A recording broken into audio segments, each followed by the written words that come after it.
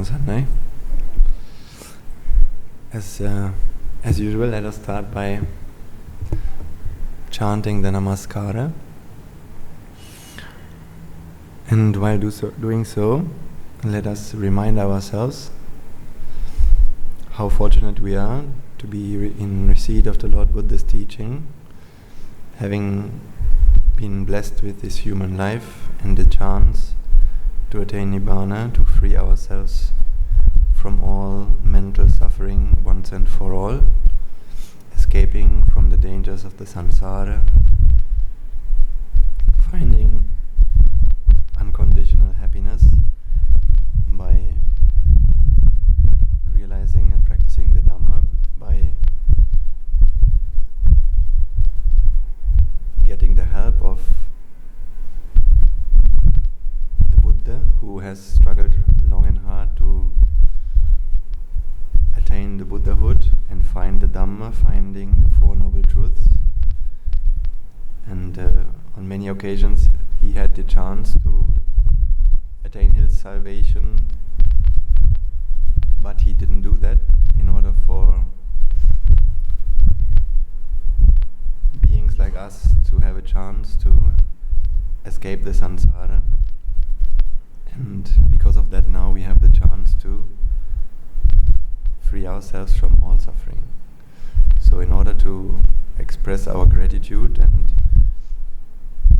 reflect on the fact that we are just normal human beings who go through life feeling a sense of self and feeling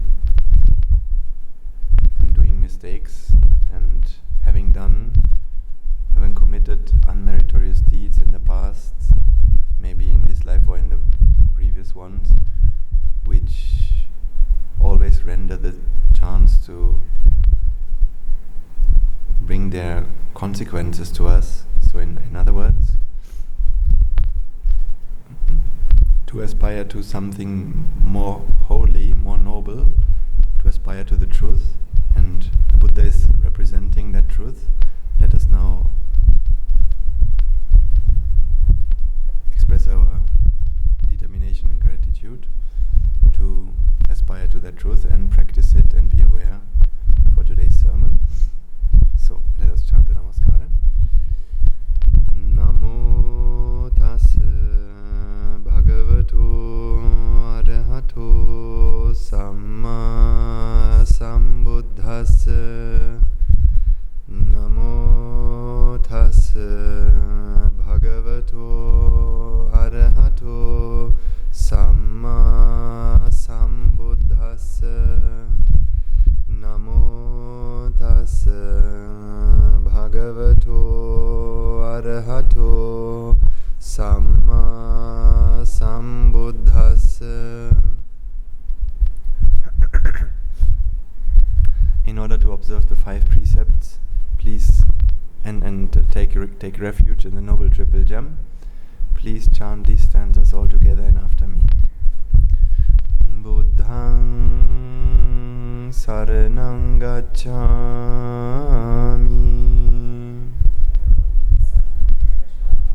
Dhammaṃ saranang gacchāmi,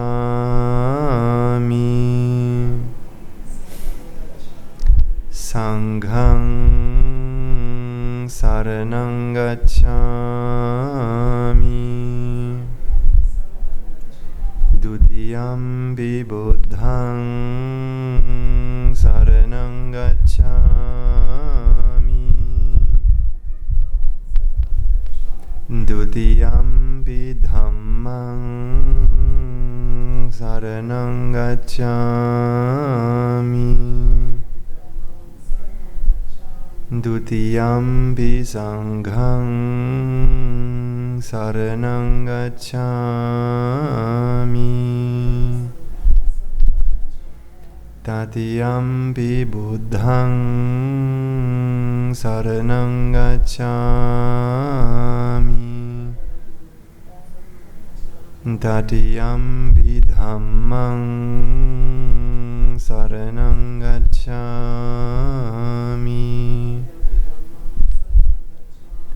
tatiyampi sanghang saranang gacchami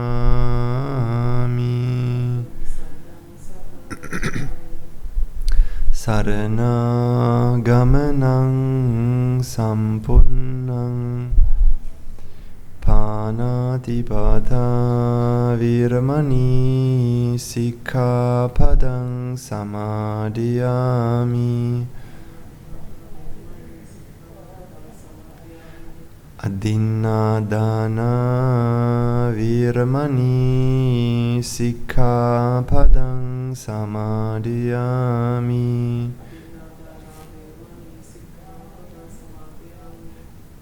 kāmesu micchāchāra viramani sikkhapadang samadhiyami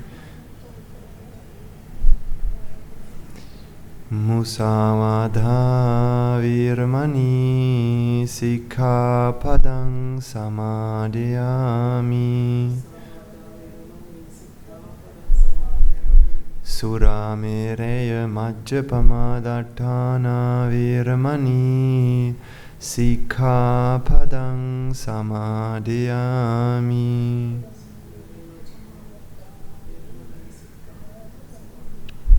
tisaranena saddhiṃ pañcasīlaṃ dhammang sadukang surakkitaṃ kattvā apamadena sampadeta.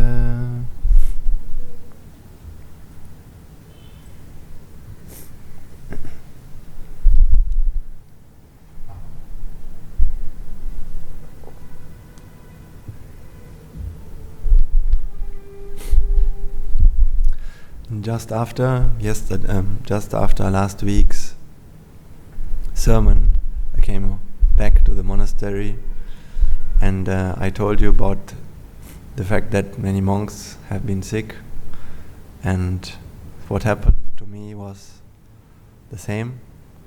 I got a cold, and I got some chills. We call that weakness in the body, and feeling cold, feeling feverish. So on that same day I had to go to isolation, and I was there with maybe 25-30 monks in one big hall until Friday. 5 days we had spent there, and we were not allowed to go out, and that was a different experience. A good experience as well, because normally we are used to being very active, walking around, having so many duties and responsibilities, and meeting people, talking to people.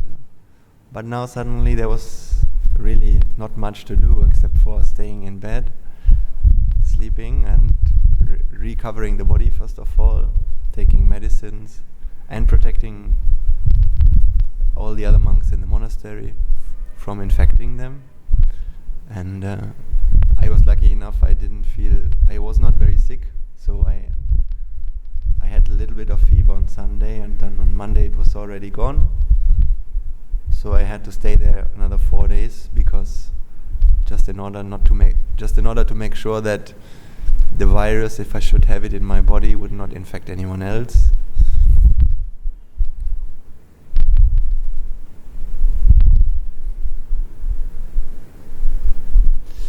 And so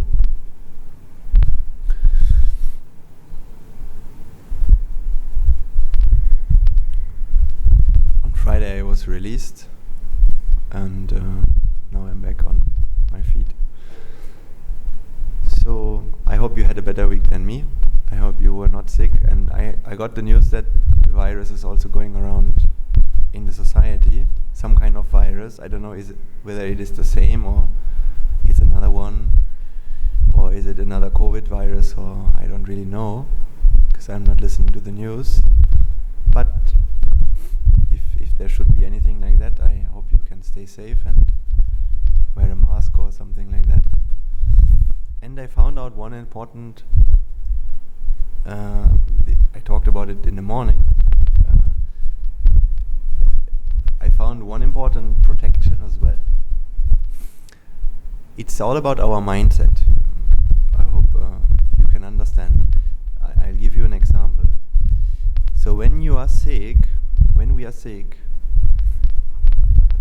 there's something like it really matters a lot how you think about the sickness, how you think about what's happening. For example, when these chills happened to me on Sunday, I noticed some kind of a mental feeling within me. It's something like this. Oh, now I'm sick, my body, I'm feeling so weak. And it's like, I would call it's like a moment of self-pity. Do you know what is self-pity? Self-pity is when you feel like, oh, everything is so bad about my situation, and why doesn't anyone help me in this moment? Wouldn't it be nice if somebody could go and bring me a cup of coffee, tea, hot chocolate? Why does my wife, my girlfriend, my mother not do something for me in this moment? And we feel like we just want others to care for us, and we feel that we are in such a bad situation. So I noticed that in Germany people have a name for this phenomena, and they call it the man flu, right?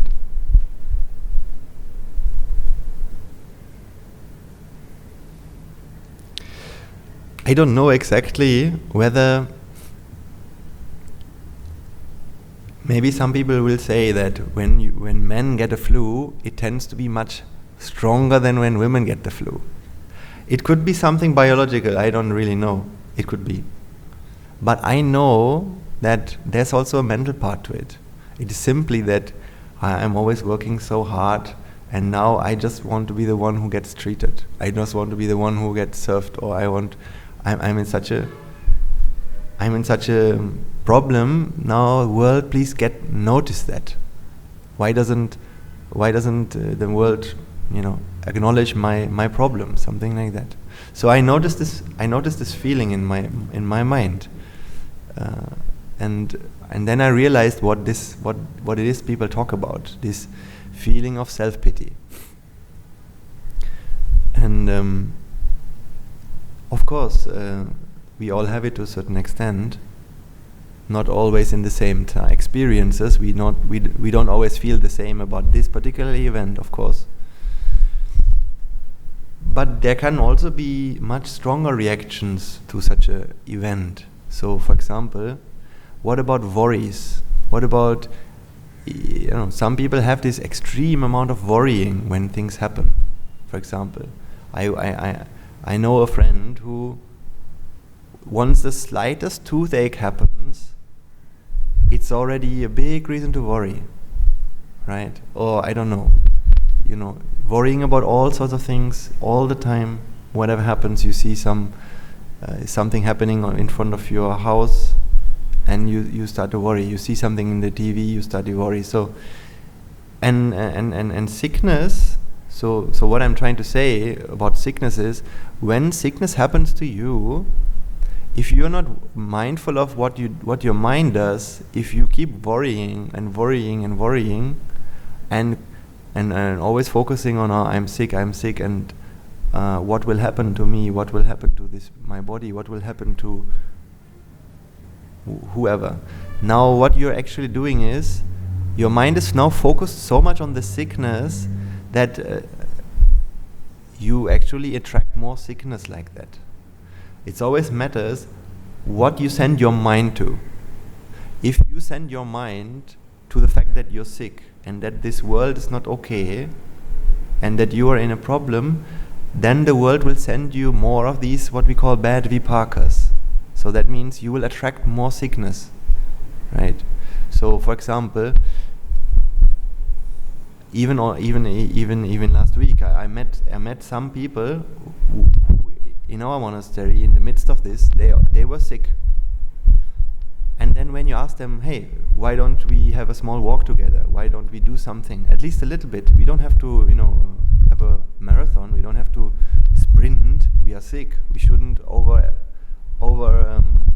push our body. But shouldn't we still, be a little bit active? So just we keep the rhythm, we keep the habit. No, I'm sick, I can't do this and I can't do that, I shouldn't do this. All this very negative mindset. When you see that, that's usually when the sickness can easily become worse and worse and worse. When you always see what you can't do because of your sickness, when you worry about how long is it still going to happen, and why did it happen, and who is responsible, and who maybe is at fault for this, right? When we have all these mentalities, that mentality can actually make it much, much worse than it has to be. That's why when I became sick, I always told myself, okay, I'm sick right now and I should give my body rest, but I should try to send my mind always on the things I can do, and always somehow pretend that nothing really happened. Nothing really happened to me. There's still things I can do. For example, in my room there were 20 to 30 monks. I wasn't very sick, right? But some of them might have been so sick that they had to sleep every day, that they were really weak. So can't I go and fill their water bottles? Can't I do something that they don't have to do then? So I can support them and I can stay active according to my level, according to what I'm allowed to do. So I always try to do that because it brings harmony in that moment, and it gives me the feeling that I'm still actually healthy because I have something I can do for others. I don't focus on what I can't do, I focus on what I can do in this moment, and this gives me a meritorious mindset, this mindset that what can I do for the others? And I forget the fact that I'm actually sick in this moment, right? This is a really nice, I think, this is a good mentality to have, and I can give you this advice. If you can practice this kind of mentality, the sicknesses, when you have them, won't last that long, and you won't attract unnecessarily these kind of things, because it really depends on what you send your mind to. It's always our mindset which attracts the vipaka, right? I want to explain you this point a little bit more, right? Last time I think I explained to you that something about the environment that we create, right? Sometimes when we go in the night through dark parts of the city, we might attract bad vipakas, meaning sometimes maybe somebody can steal or rob us or harm us. So we have to be careful about the environment we create. When we walk across the street, we should look to the left, look to the right, and we should teach our children to do the same. We should always be polite to others, kind to others, grateful to others. And I think it's a bit related to this point, but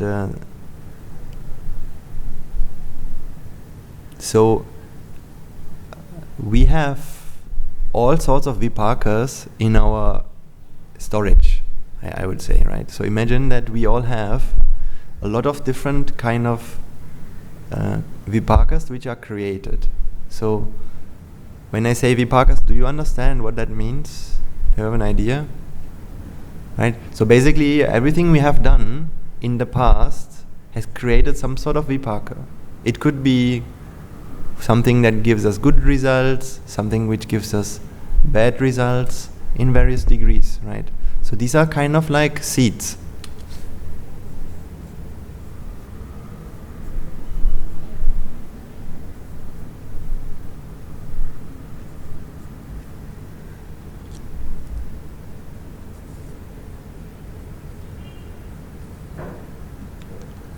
So you can imagine all the things that can happen to you, whether it is good things or whether it is bad things.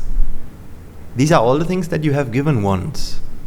And as long as what you have given has not still come back to you, then that can still happen, right? Sometimes, of course, when you have done something, you get the consequences, and then that vipaka has been consumed. So then that means that karma is now equalized. But we have a lot of seeds, karma, that still can bring consequences anytime, today, tomorrow, in the future, right? We don't know when it will happen. It can take a long time until it happens. It's a very complicated process, but however, these are somehow there. And we are here with our mind, right? Now, if in my mind, the way I think right now, you can imagine this is like a magnet. Your mind is like a magnet. If you think, for example, now I am sick. If in my mind I feel like, oh, I'm sick and what should I do? And why did this happen to me? And now I can't do this. And now this I can't do. And now why do I have... why is nobody bringing me something to eat? Why is nobody doing this? Then there's a certain mindset that means now it's like tuning this radio. Yeah, I think that's a good example. That's a good analogy. The mind is like a radio, and depending on how you think, you're tuning your radio to a certain frequency, right? So when I think like, oh, why is nobody bringing me this, and why did this happen to me? I really just wanted to go to the holiday next week. Why does this have to happen now? You know, all these things. Then that's like a frequency. Let's say, now this is the frequency, and then it will attract. So this is like the radio stations. They are always playing, right? So even right now, so many radio stations are playing and are going on, and across the ether, across the space, a lot of radio stations are playing. But the one that we pick up depends on what we have tuned our radio to, right? So likewise, all these are there, and now we are attracting certain ones. And these might be exactly the vipakas which do what? They will give you more sickness. They will harm your body more. They will prolong the sickness, right? Because of this worrying mindset. On the other hand, if you could change the radio, the frequency that you set in, if you change that one to a very different one, for example,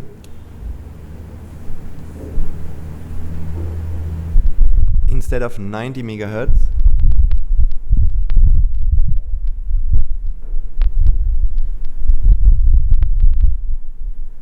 you change it to 105. Now what will happen is you will hear a completely different channel. So for example, maybe these vipakas will draw.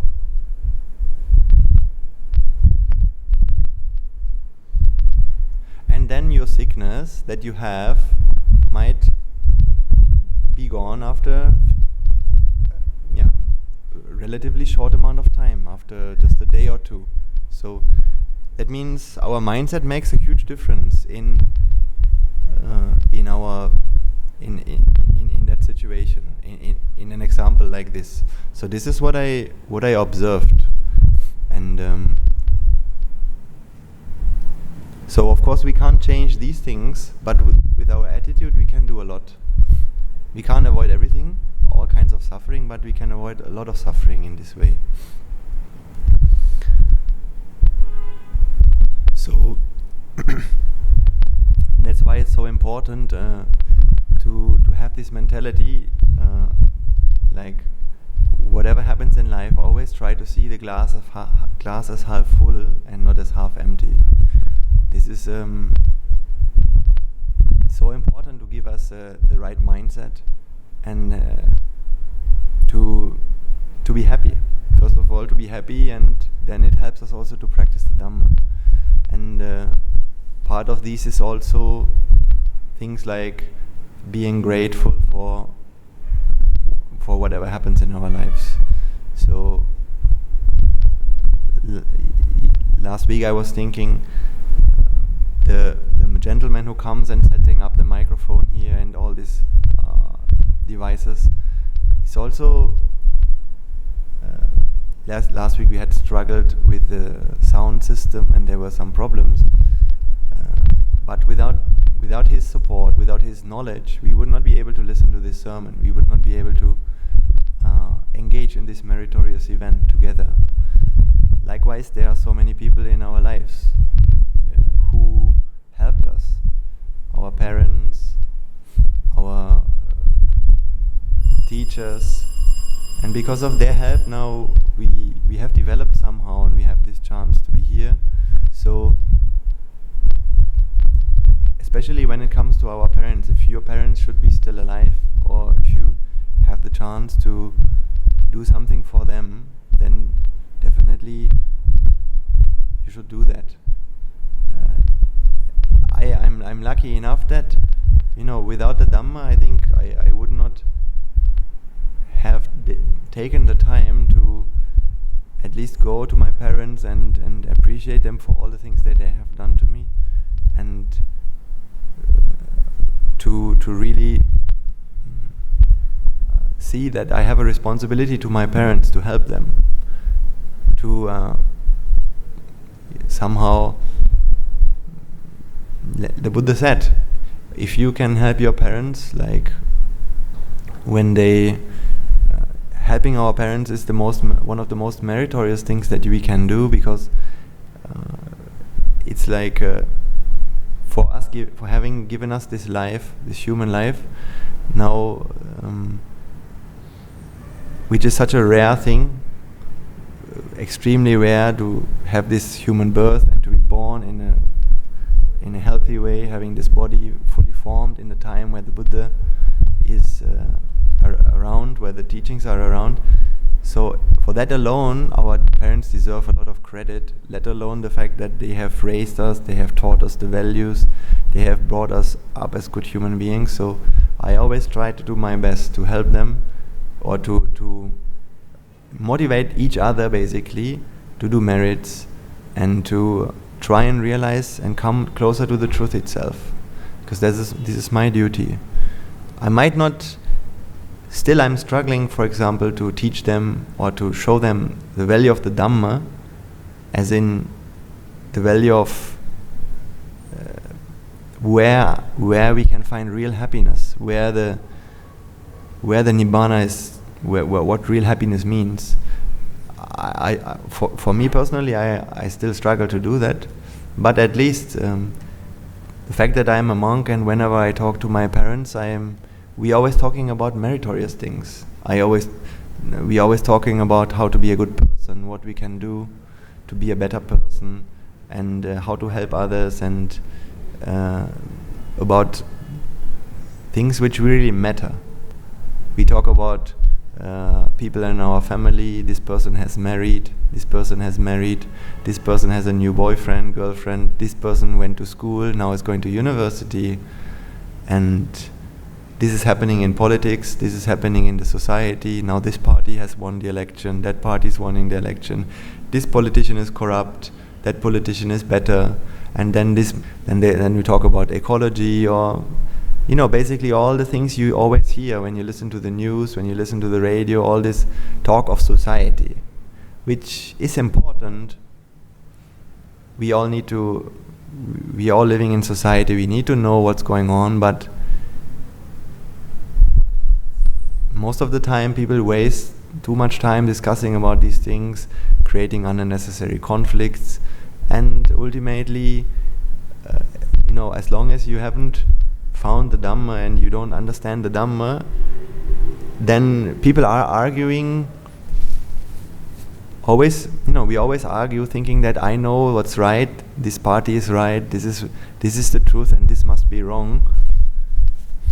But these things are very dangerous, because yesterday our teacher explained in the Sinhala sermon, he explained a bit like the tragedy in this journey of samsara in our society. And I will try to explain you what he wanted to say. In society you can see many fights and many discussions about politics, about religion. Some people say this religion is right. Some people say no, it's this religion which is right, and this is wrong. You need to believe in this kind of God or in this kind of religious figure. Don't believe in this, right? And then they keep arguing. And because my teacher, he was on I think was something like a World Religion Summit, right? So he was explaining this point. He was asking the question, so what is a summit?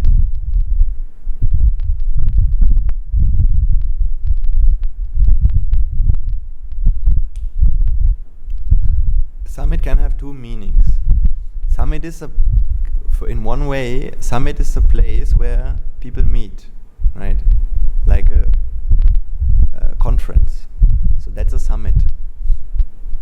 It's a place where people meet. On the other hand, the summit has also another meaning.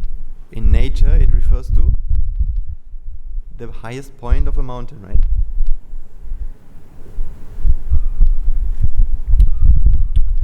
So when you have a mountain, the summit is the point from which you can see all around.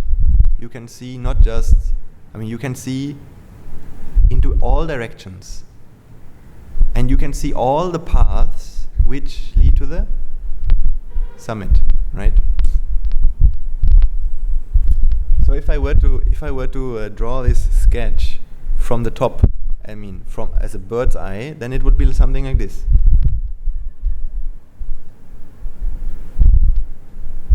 So now this is the summit, and then these are all the different paths going to the summit.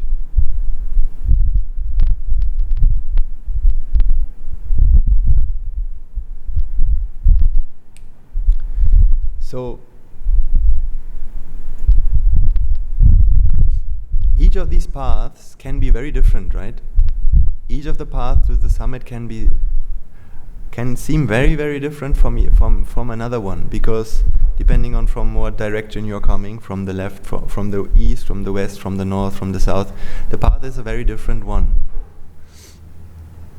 But ultimately, all of these are valid paths that you can take to come to the summit, right? So when people argue about political things in society, when people argue about religious things, then usually what happens is one is walking on this path and another one is walking another path, and then one person is saying to the other, hey, you're walking on the wrong path.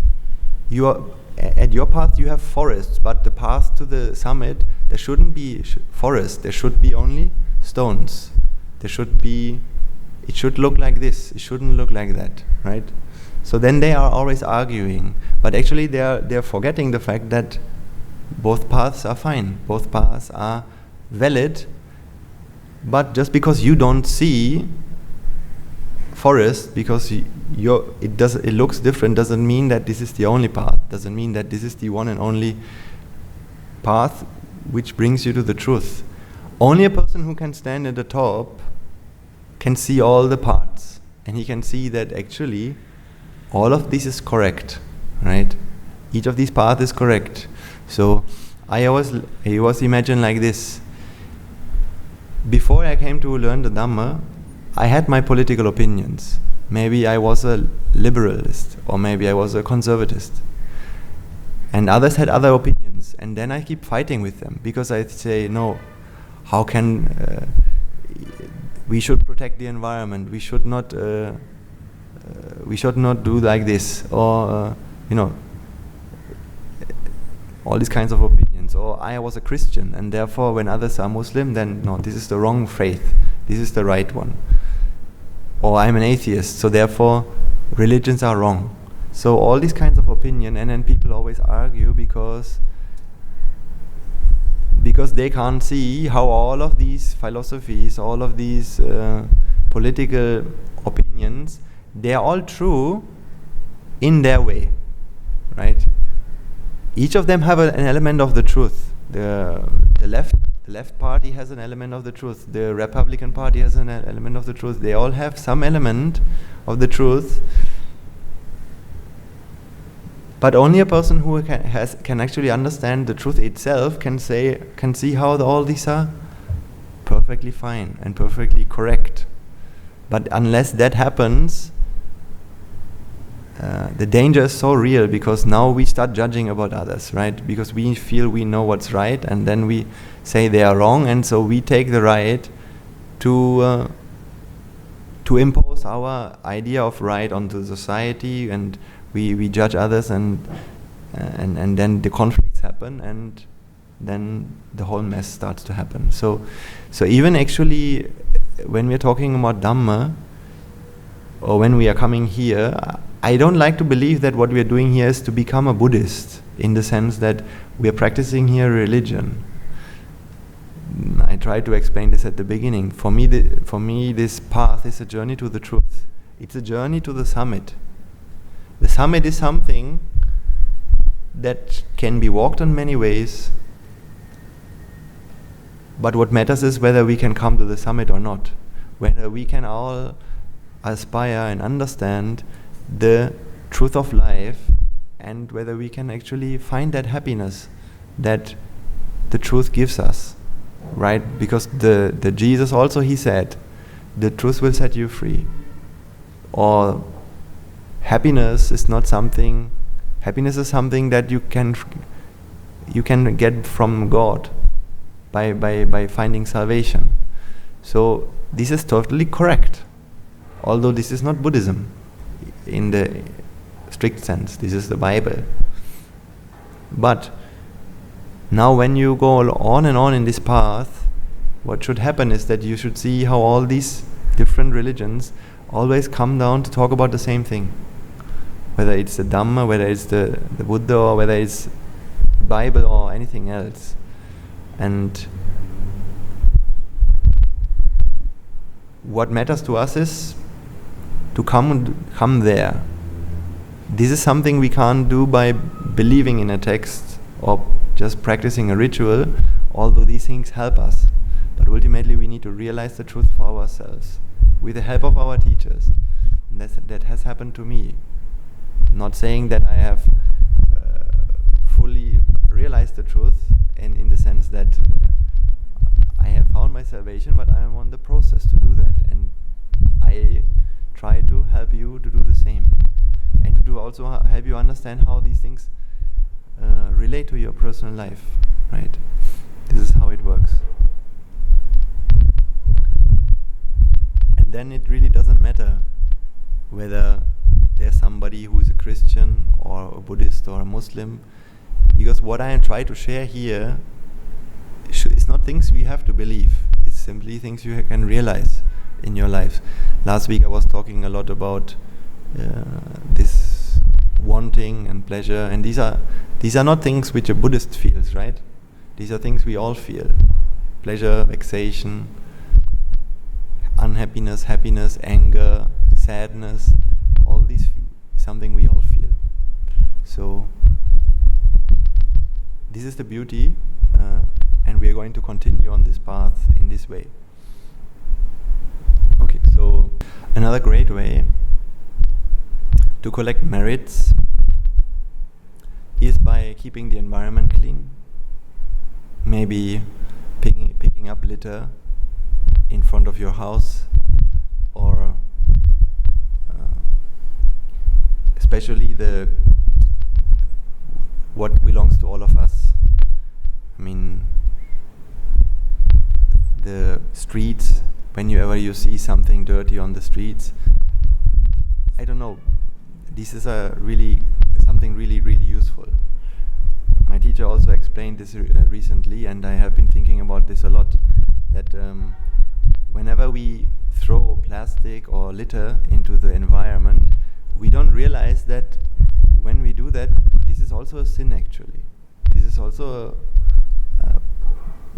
we are giving at something at this moment, because the environment belongs to all of us, and when we make it dirty, that means when people have to look at this, how do they feel when they see it dirty? They feel some sort of uncomfortability, right? They feel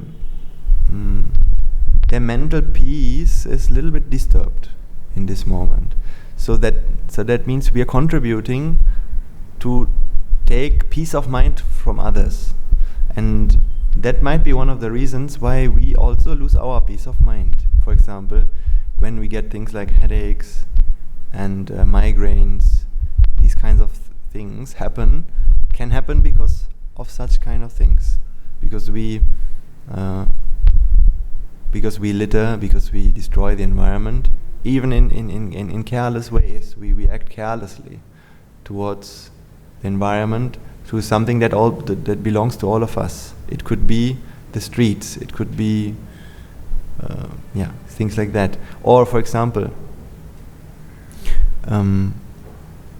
when it comes to our workplace, something that my teacher told me some years ago, something that I found also very good to be mindful about, is like the way we use things which belong to the workplace. Like, for example, our workplace has pens and some kind of tools which are there for what? These are there to fulfill our duties, to fulfill the work duty, to do a good job. But what we easily like to do, what can easily happen is we take these things maybe to bring home to our family, or we use them for private things, right? So a pen at work is not actually a pen that should be used for private kind of tasks, right? Or just to take home and do something that we want to do, because these are things which belong to the common to everyone, and by taking it to ourselves also, this is also unmeritorious deed. So yesterday I was thinking about something that happens in Germany a lot, which is like people complaining about each other in neighborhoods. For example, in our street there was a neighbor who had some kind of plants growing on his garden. In the front of his garden, people usually in Germany, there's a house, and in front of that house they have like a garden with many plants, and sometimes these bushes are growing and growing and growing, and if you don't cut them, now they are growing onto the street, right? So if there's a certain level which gets exceeded, then you're supposed to cut the bushes. So something that really irritated me sometimes at that time was this neighbors complaining about each other. One neighbor is ringing the other and saying, you should cut your bush, because otherwise I'm going to the city and I'm telling them, I'm going to complain about you can't keep your bush like this. This is not okay, right? So there's a certain mentality,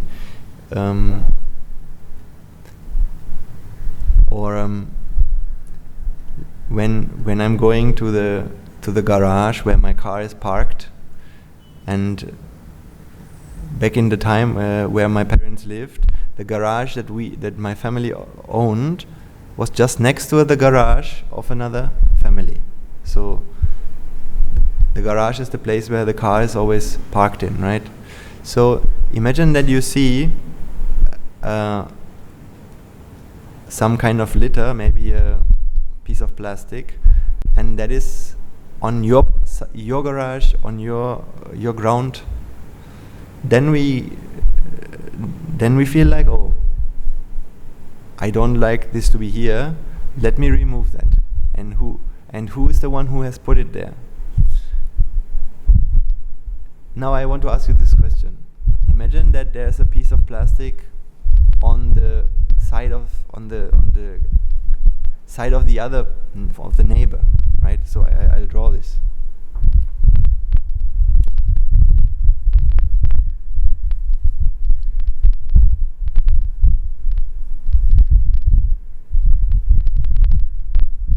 So this is your garage. So this is the garage and this is the driveway.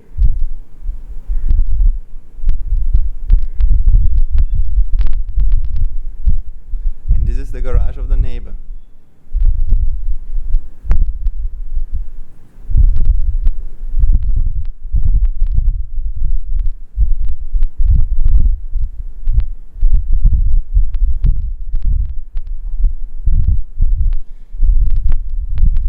So you're coming from here, and as you're going to your car, you see a piece of litter here. So what are you going to do? You'll pick it up, because it's on your it's on your property. Now imagine you come and you see the litter on here.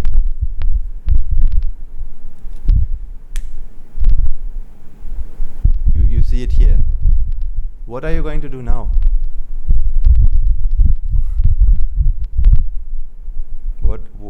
What's the thing how do we think in this moment?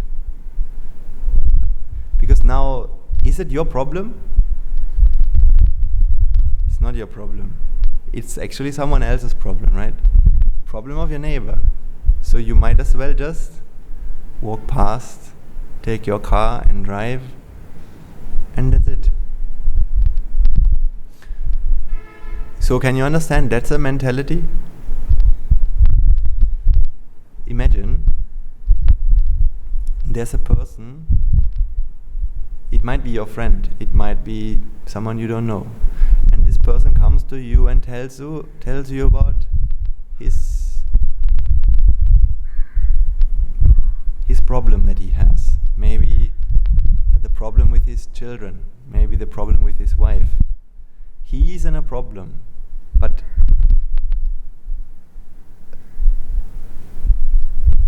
it's not my problem, right? So, the moment that we feel this is my driveway and this is not my driveway, then usually we don't really care about when that happens, because, well, it's not my problem, so I might as well go on. So this is like a mentality which we so easily fall into, because we feel this sense of belonging. We feel that this is mine, this is not mine, and therefore me picking this up takes me effort, and I will not get anything for that. I'm just spending my energy to pick something up which doesn't belong to me, and it benefits my neighbor, and he's the last one to benefit, because if his driveway is clean, then that means that his level is rising up against mine, right? So usually what happens in these neighborhood relationships, it's always about whose driveway is cleaner, whose car is the newest one, whose as I said, whose solar panels are the newest ones, and people try to keep up with each other. And then, of course, it's like a blessing. Yes, my neighbor has some litter there, so something that makes him lower than mine, something like that. So, I mean, I'm not saying that we feel these things in a strong way, but this feeling, this thinking of mine and others is very, very pronounced in us, right? My things, someone else's things. My problem, other person's problems, right? And once we feel like that, it's really hard to escape from this behavior that I'm caring about my things and then all the rest doesn't matter to me, right? So that's why I remember always this quote by the Christian saint. What we have to do, we as people who want to aspire to something bigger than average, is in any moment we should always try to the most important moment is the present. The most important person is the one who's standing in front of us, and the most important thing to do is something like loving kindness, or to help them. So in that situation, you walking, or when we walk across here, suddenly we see that. We see this piece of rubbish or litter or trash. We see it on the other person's driveway. Isn't that a vipaka that has just come to you? Isn't that something that you have seen? The sight has happened, right? So that means, what does nature ask you to do in this moment?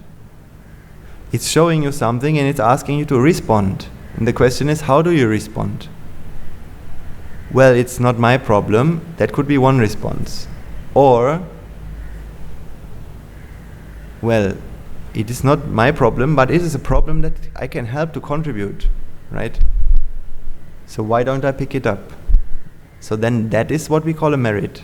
That is what we call doing something not for ourselves but for somebody else.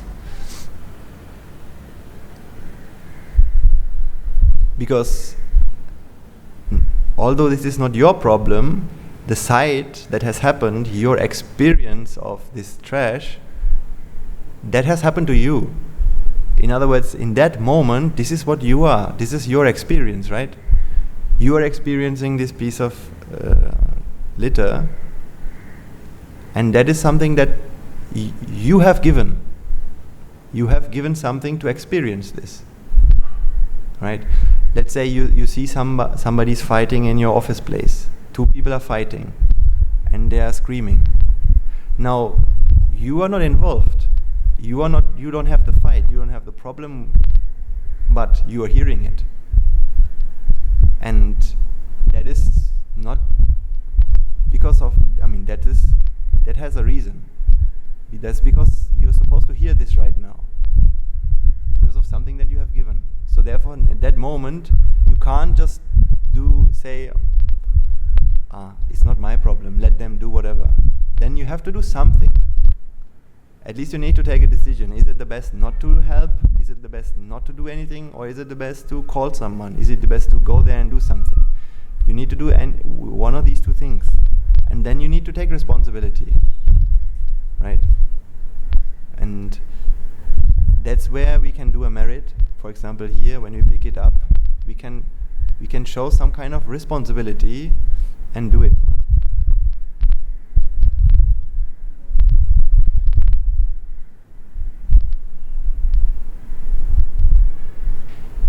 And when we are talking about something more than that, now I'll try to explain you a little bit of Dhamma in this situation, right?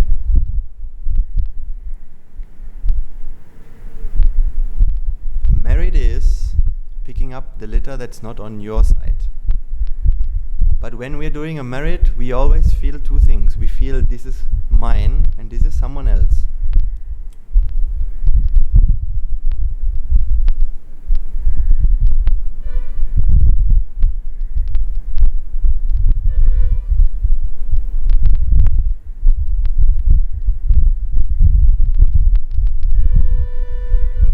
What can happen when you practice the Dhamma,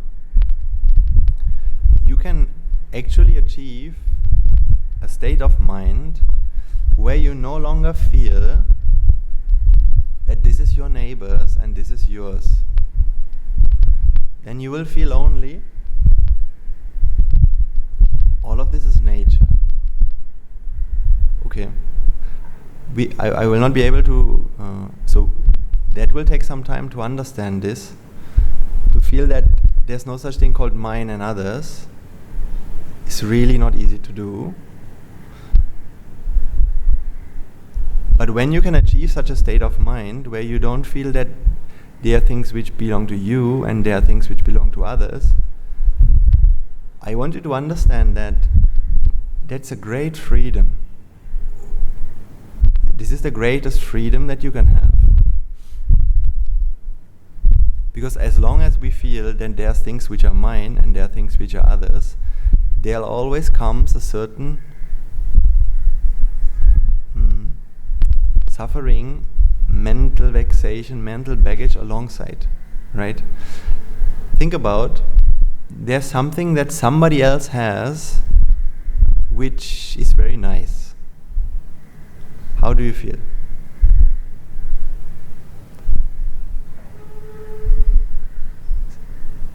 Think about something that you don't have but somebody else has it and it is a good thing. What's the immediate feeling that our mind creates when we think in this way?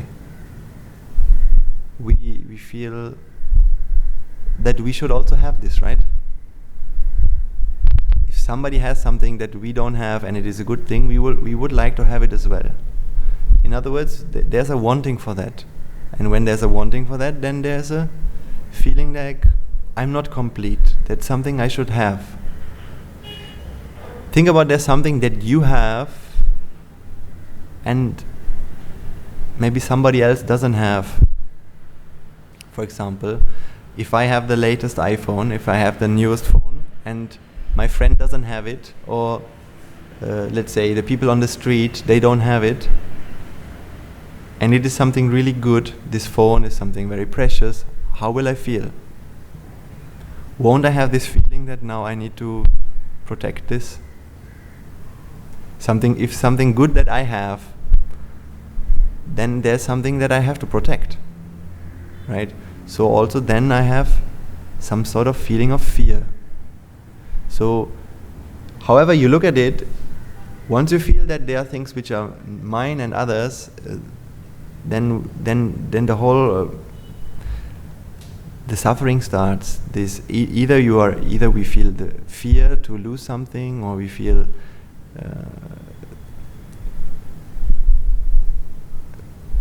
fear to lose, or we want something that others have.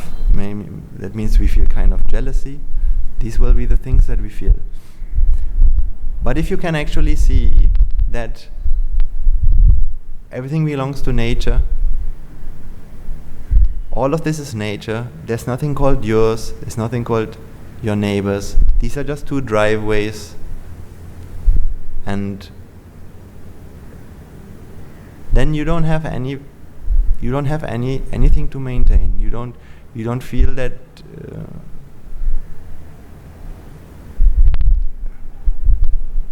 then there's nothing to fear you. There's nothing to make you sad.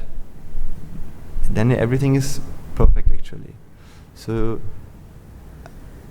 in the last few weeks, we always talk about this feeling of beauty, and I want to connect this point with what we are seeing here, right? So let me give you this question.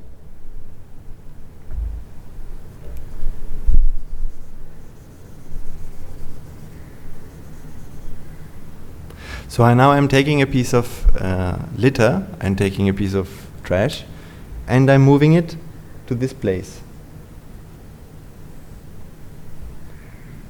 And now we look at it.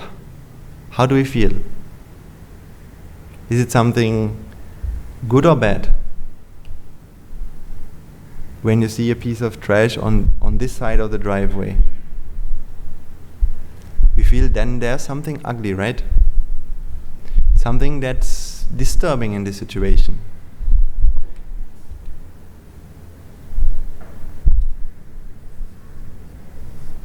In this situation? Well, it depends. It could be something, if the neighbor's our friend, maybe we'll say, oh, that's not good. Because now my neighbor's, my friend's driveway is also dirty. So then that's something we don't like. But if we don't like our neighbor, then we feel happy, right? All these feelings, is it in the experience? Is it in this situation?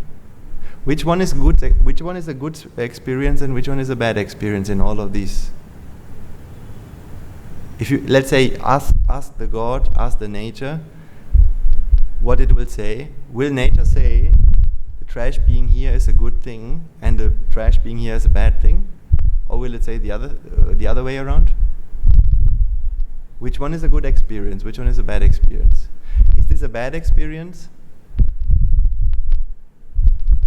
No, right? Is it the other way? Is it, if the trash is here, is it then a bad experience? Yes? If it's a bad experience, everybody should feel that it is bad, right? Also your neighbor should feel that it is bad.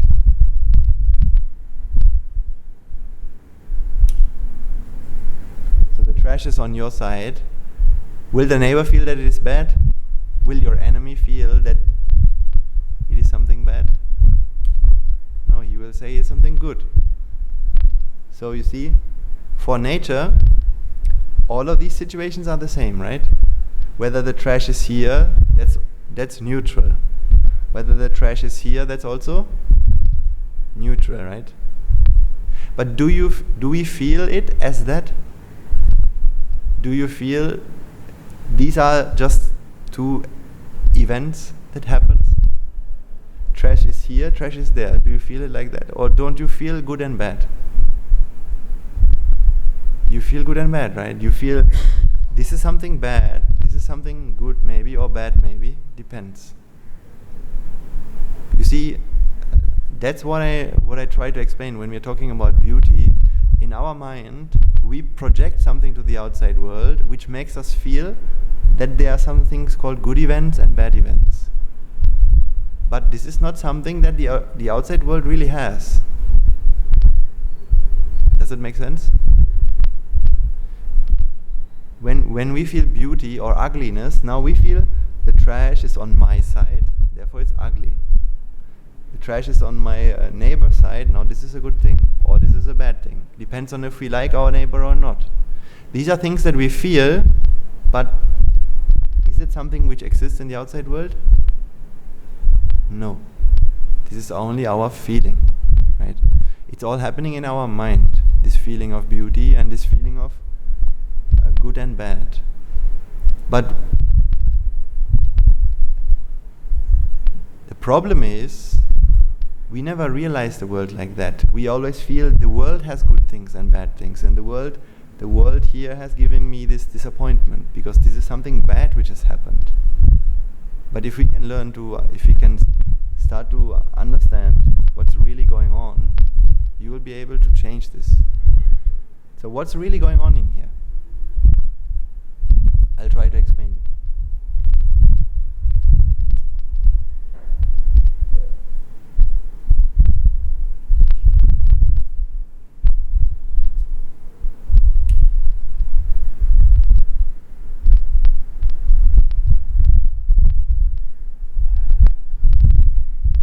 When we see this trash on our side,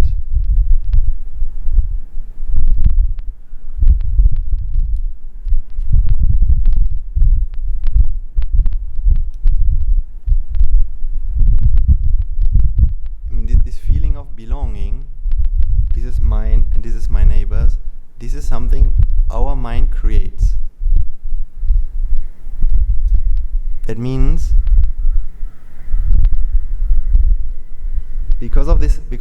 there's a wanting in our mind. There's a wanting, now this is my driveway, therefore this should be good. This should be clean. Because clean driveway means beautiful, valuable, right? Again, by maintaining this driveway as something clean, we try to maintain our identity. We try to maintain a valuableness. So because if this is a very valuable driveway, then I'm also a valuable person. Something like that. That's why last week I tried to explain what ignorance is. What did I explain as ignorance last time? ignorance means there's value in the outside world.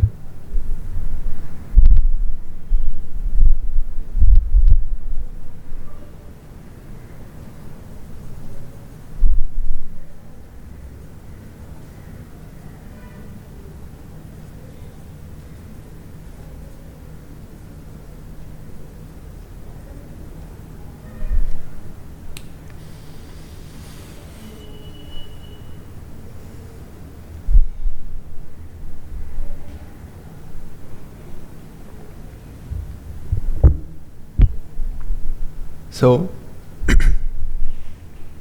the moment we feel my car is very valuable, my driveway is very valuable, all these possessions are very valuable things, we feel happiness is something these things can give me, right? That's why we start to own things, because we think owning can make me happy. Owning gives me pleasure. This driveway gives me pleasure. This garage gives me pleasure. My house, my pictures, all these kinds of things. But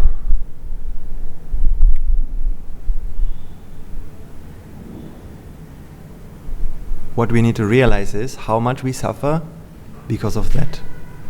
Now, if you have a middle, now in here I just draw a line, but sometimes this might be like, there might be like a fence.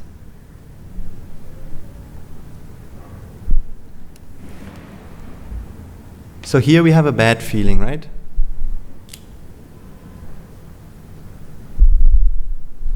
Bad means when you see the litter on this part, you will feel some sort of unpleasant feeling.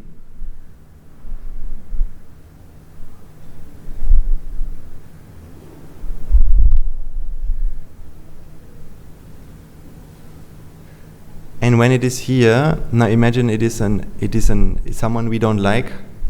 Yeah, we don't like our neighbor or whoever it is. Now, of course, then having the litter there is something that it matches with the wanting that we have, right? In our mind, there's a wanting for that to be lower somehow like that. So therefore, this is a pleasant thing.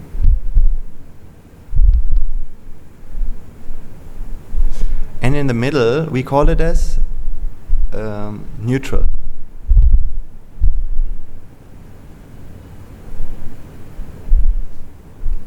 But, so it's neutral, but the thing is this. So when you're feeling this unpleasant feeling, don't you suffer in that moment? When you see the litter on your side, you suffer, and you want to do something to get out of the suffering, right? So what do? You need to pick it up and throw it away. This is the action you do. Good. So here you fall into grief.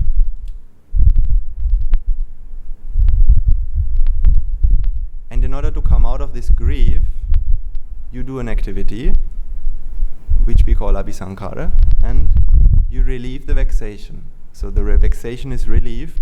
Now I'm using these technical terms, but you should be able to a little bit analyze what happens really in this situation, right? Because when you can see that this is not complicated, it will really help you to apply the Dhamma in this situation, right? So now you're feeling vexation. Now you're doing an activity to release or relieve the vexation in your mind. So you picked up the litter, throw it into the bin, and then what are you experiencing? Happiness. Happiness or relief from vexation. So this is not happiness, this is just the vexation released.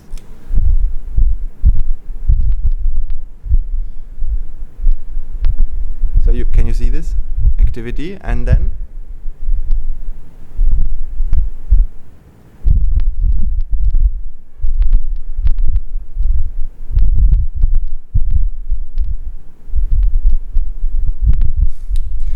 when we feel this happiness, finally I removed this bad thing which has happened to me or to my driveway.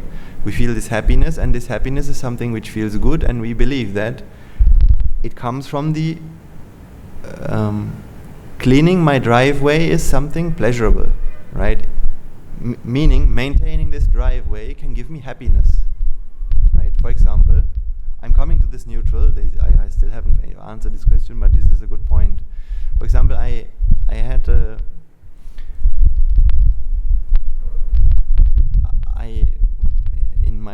when I was in Germany. Now people have a garden and they have grass, and then they regularly cut the grass.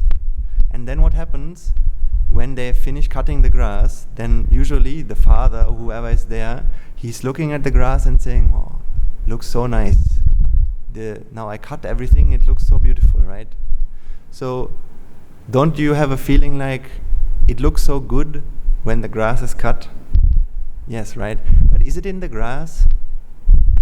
Which of these two grasses is more beautiful? Cut grass or wild grass? It's the same. It's the same actually there.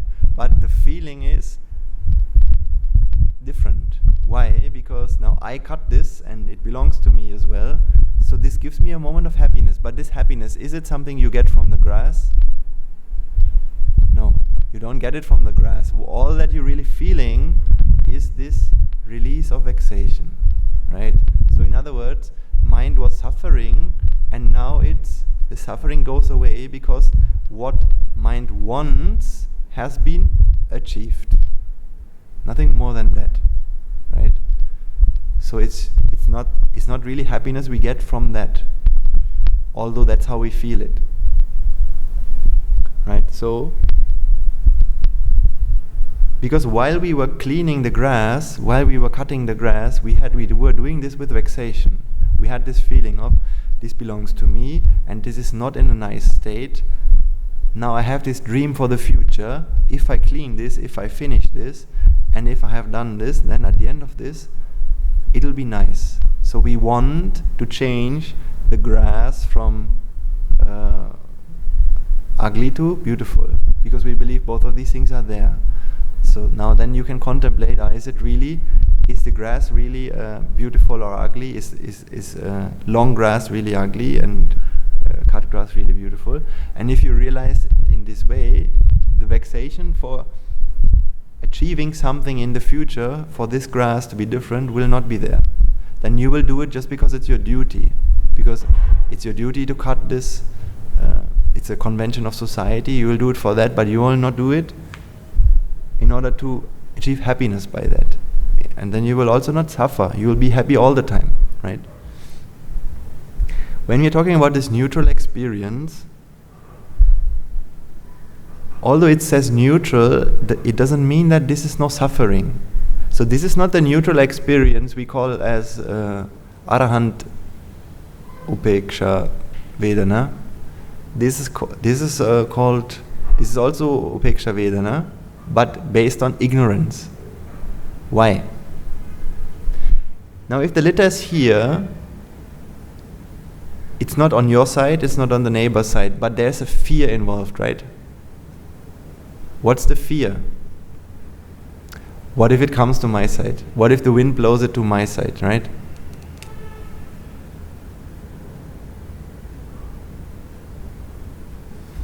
The what if feeling is there even here, right? So that's why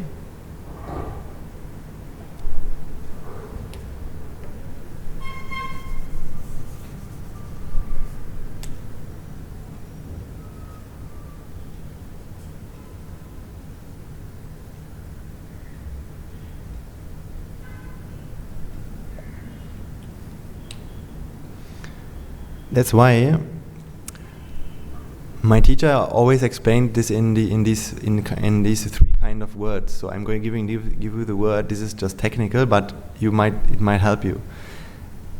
This neutral feeling, although so this fear is also a vexation. So vexation is there in all of these three, vexation or stress. This vexation, what if it will happen? So this is what we call dukkha, right?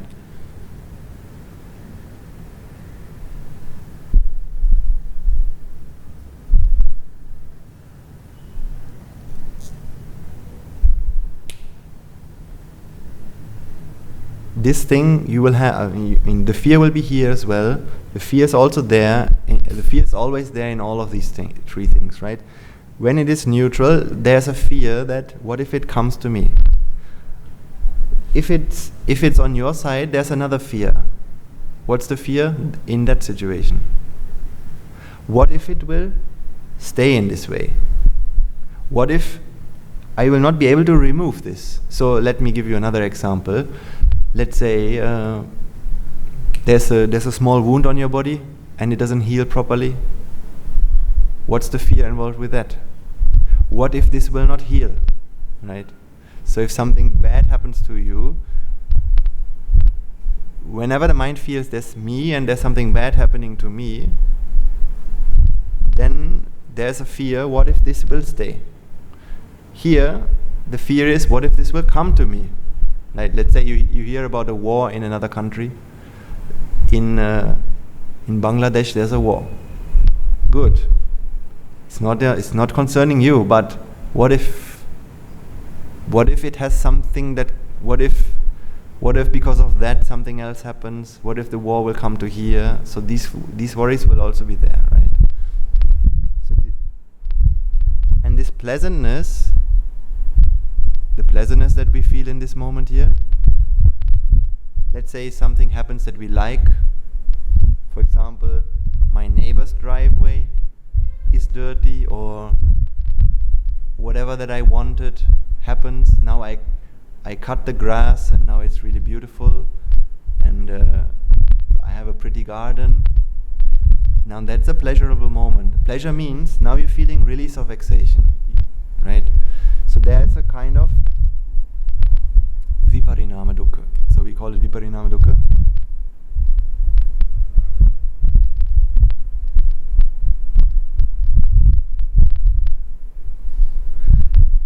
So in this pleasant moment, although you're feeling happiness, it's only release of vexation. It doesn't come from the experience, as well as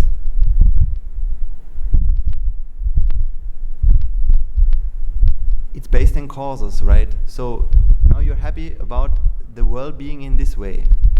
Don't you have to maintain that? Don't you have to maintain the fact that, I mean, now although it's on your neighbors, but what if it will blow to yours? What if your neighbor will come out and he will change that? So even there you have a fear.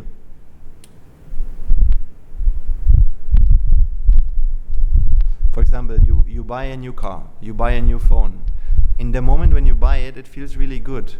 But don't you also have this fear that what if something will happen to it? Right?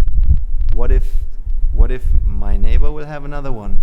What if the world will take it from me? So you see, fear's there even when you are enjoying something, when the world is according to the way you like it to be. It's there when you're neutral, and it's there when you're unpleasant. This fear will always be there, which we call as dukkha dukkha. This is the fear that always there. And when something unpleasant happens, what we have to do is activity to bring the world back to the way we like it to be. And this activity we call sankhara dukkha.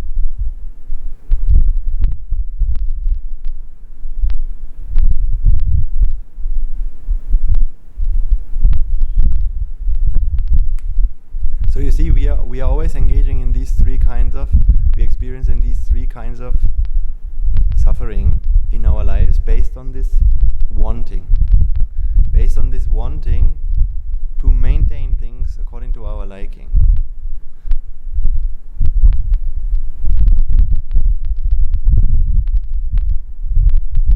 It can be,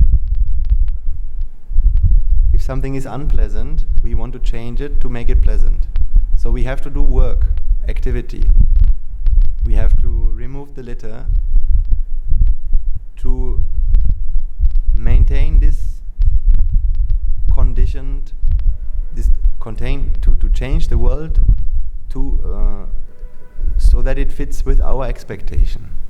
Right? This is essentially what we are doing every day. We are trying to change the external world so it fits with what we like. My teacher once gave this equation, which is very good to understand, and you will understand it very easily.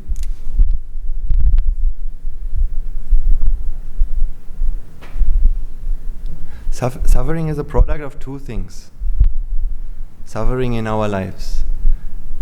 One is the world outside.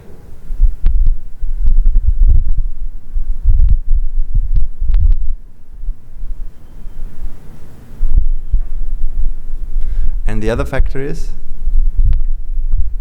the attachment.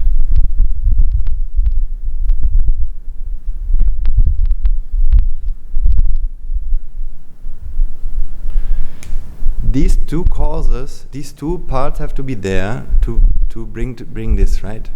So conditioned world has to be there and attachment has to be there. Both of these together create suffering, right?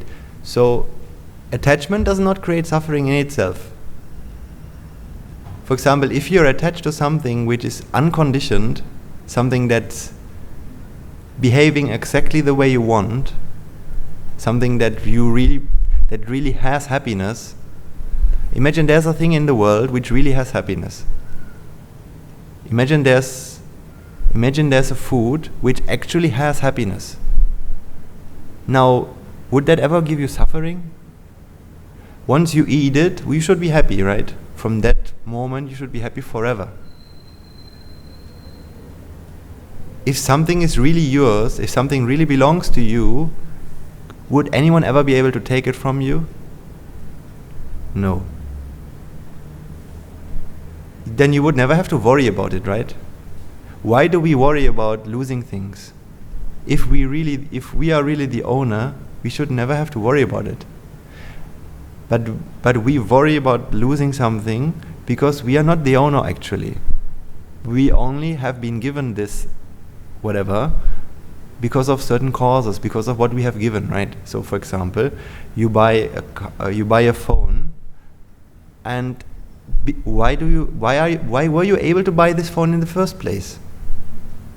It's because of the nature has rewarded you for something that you have given.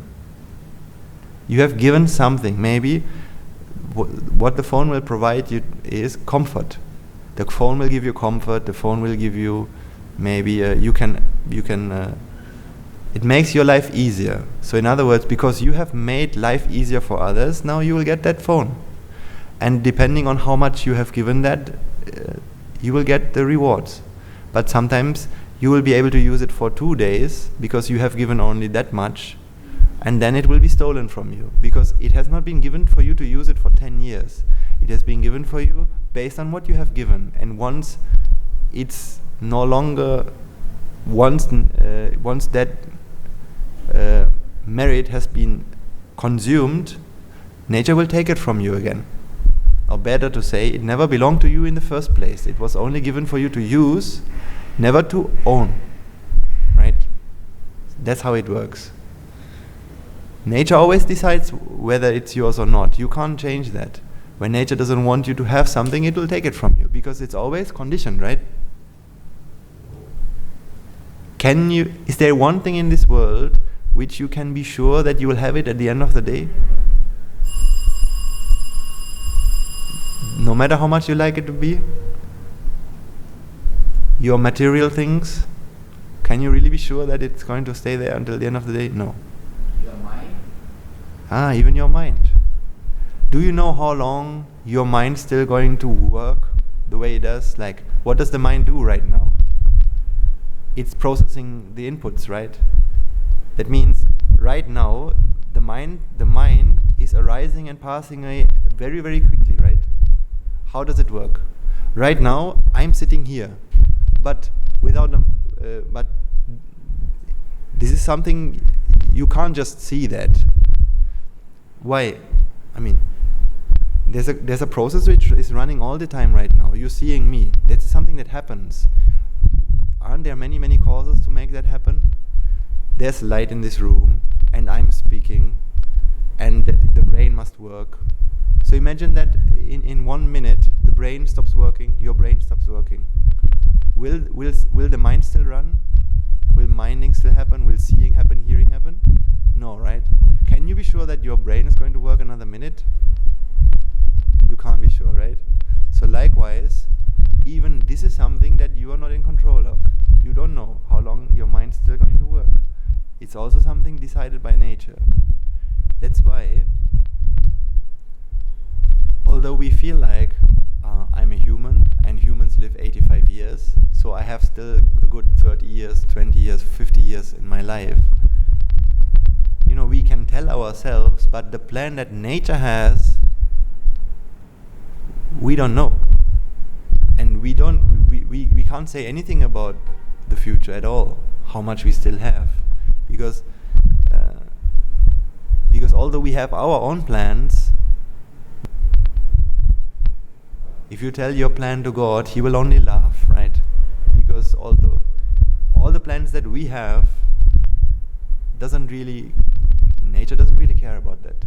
Maybe we have plans like for the next 10 years, I'm going to do this, I'm going to do that, and I can still travel these countries and experience all these different things. These are our plans, but nature is in charge. Nature will decide whether you're going to live another day or not. So the mind is like that. The mind is not really ours. If the mind would be ours, we could say now,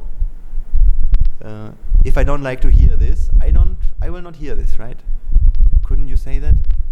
If the hearing is yours, and if you are the one who's hearing things, couldn't you decide that anything unpleasant that comes to you, you'll just not hear it? Somebody shouting, but you just decide not to hear it. Couldn't you do that? Can you? No. Because the thing is, when somebody is shouting, the sound already arises first. So first the sound happens, and then you can do something, right? But you can't decide not to hear. Can you decide not to hear what I'm saying right now? Just like that? No, you can't do that. So you see, nature is always in charge. Therefore, the world is conditioned, so that means nothing really belongs to you, and nothing has happiness, which means that's why when you drink a coffee, when you drink a tea, when you eat a cake, if it has happiness, now you eat it and then you're done, right? So then happiness is there and you're done. But since it is conditioned, therefore happiness as such does not exist in anything. And when we have an expectation, so for example, we don't want litter to come to our driveway. Isn't that an attachment? That's an attachment. But just because we don't want it to happen, will it not happen? No. It will happen when the causes for it are, when the causes come together, it will happen, right? So if there's somebody who's walking along and who's thinking to himself, I don't need this anymore, he will throw it there. Or if the wind blows it there, it will happen. So we can never make sure that it will not happen, because it's based on causes. That means, don't I have to live in fear of that? Like, if I don't like this to happen, the moment I don't like this to happen, from that moment I will be afraid, right? There will be fear, right? Otherwise, if this world is listening to me and what I want, I will never then this world would be unconditioned. Then although I have a wanting, the world listens to me, therefore I will never suffer. But if the world doesn't listen to me, but it listens to only the causes and effects, what I want has really no importance at all. That's why when there's a wanting and when the world doesn't listen to me, suffering will happen. So what's the only option? Now we have two options for happiness, right? Either we try to make the world listen to us. We can change this or this. If we don't, so in order not to have suffering, either we remove this or we remove this, right? We can try to make the world, instead of conditioned, we can make it unconditioned. So in other words, we can always, we can try. But can you really do that? Can you change the whole world? Can you change the nature, the way that the law of nature? No. Nature has its norm, has its law, and it will always be like that. So as much as you or me, as we try to change the world, this is what we always try to change, right? We always try to change this part. In other words, somebody put this here, somebody put this litter here, and I don't like that. Let me change that. So we try to change the external world so that it matches with what we want it to be. What the Buddha tried to advocate, what the Buddha tried to explain to us is, this is a fight you can never win. You should try to become the nature itself. Become the nature itself by giving up your expectation on nature. Once you can accept everything that happens in nature the way it does, then you are the nature itself. Then therefore you have gotten rid of this attachment. So then, however nature happens, it happens. However the nature flows will be okay. Like one of my teachers gave me this example. When the wind is blowing, let's say this is a pen and the wind is blowing. Now, if this pen wants to stay here and the wind is blowing, what will happen? It will feel a resistance, right? It will feel a resistance, and then it has to fight. If I want this pen to be in my hand and the wind is blowing, now it will be a fight between wind and me. But if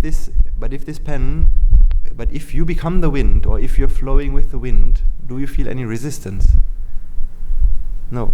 Then there will be no resistance. So the resistance we feel in our mind when we suffer, when we feel this suffering of this piece of trash on our driveway, this is a resistance that we feel in our mind. Why? Because we are in fight with nature at this moment. There's something we would like nature to be, but nature doesn't do that. And then there's this friction, right? There's a friction between these two. One way is to see the thing that we always like to do is, who put this here? The reason why I'm sad is because somebody put this here. In other words, if somebody puts trash on my driveway, that's why I suffer. Is that the case? Am I suffering because somebody put trash on my driveway? Or am I suffering because I don't want people to put trash on my driveway? Because an Arahant can also own a driveway, right? Yes, if he is a monk, let's say normally as a monk you're not supposed to own a driveway, but even a layperson can become an Arahant, right? For 7 days, then he has to ordain, according to what I heard. But imagine there's Daruchirya Maharaja when he, in the time of the Buddha, when he became an Arahant, before he died, maybe he owned a driveway. Who knows? So he also owned this. But would he suffer seeing a piece of trash on his driveway? No, because there was no wanting to maintain the world according to his way. He didn't want to maintain the world according to his way. He was okay with the world how it happened. And then nothing bothered him. Because he could see that if trash is here, that's an event. If trash is there, that's an event. Both of these are just events. None of them give suffering, none of them give happiness. Because these are all creations in the mind. These are things we create in our mind because of the defilement process. Right? There are two processes in our mind. One is the natural process, which is what we call the minding process. The other process is what we feel, but an Arahant doesn't feel. So, to make it simple,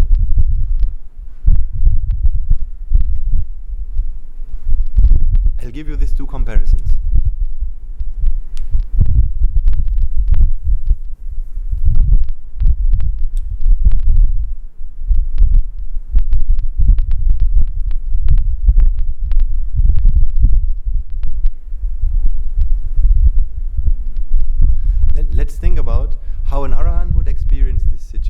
and how a normal person experiences this situation.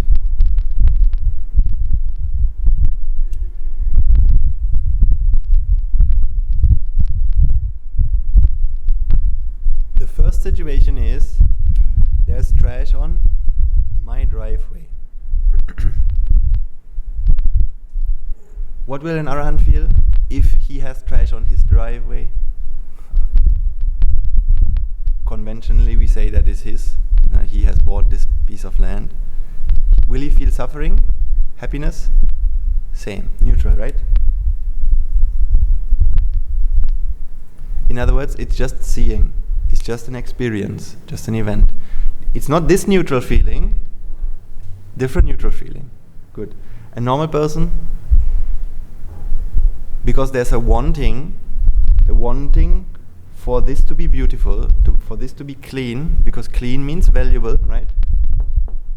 And valuable means gives me happiness, although it actually is only a release of vexation. So there's no value in this intrinsically. Therefore, he feels suffer.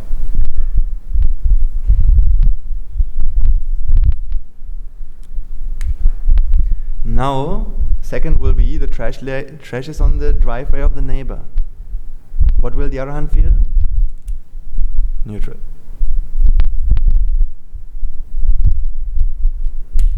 Now, when I say neutral here, I'm not saying that he will be careless, okay? So he will know that this is my neighbor's driveway, therefore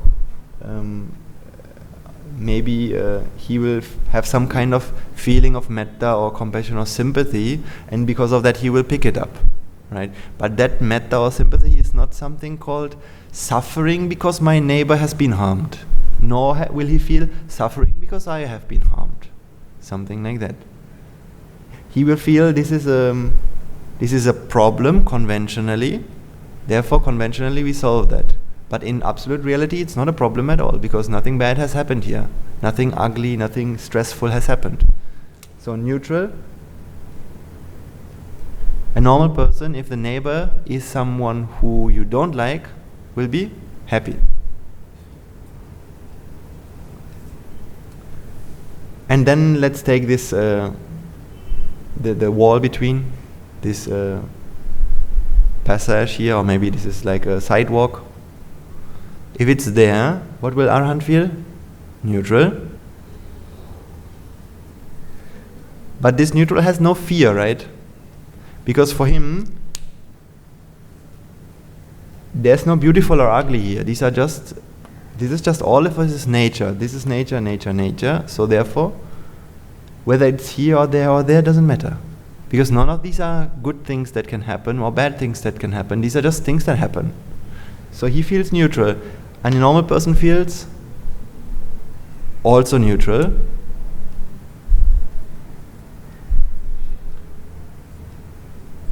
But the ignorant neutral. The one that's based on ignorance. Which means this one.